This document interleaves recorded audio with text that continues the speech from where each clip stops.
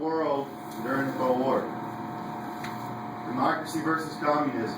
You got the Soviet Union, you got the United States. All these other countries are allies with each side based on their color. If it's a blue or a light blue, they're allied with the U.S. If it's a red, they're allied with the Soviet Union. And if it's gray, they didn't have an alliance. They were neutral. What about dark blue? So that's What about dark blue?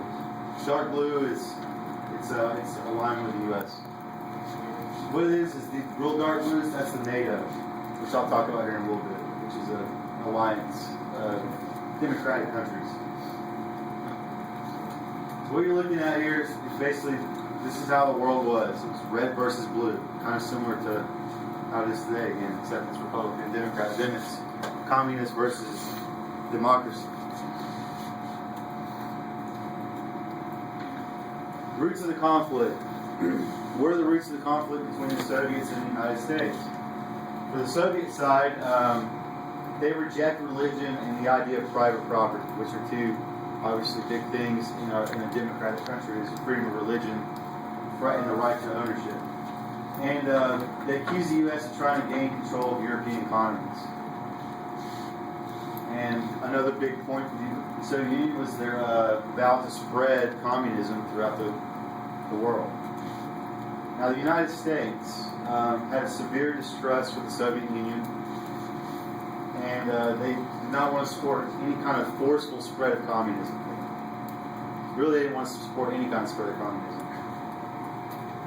So they come up with a policy of containment. What is that?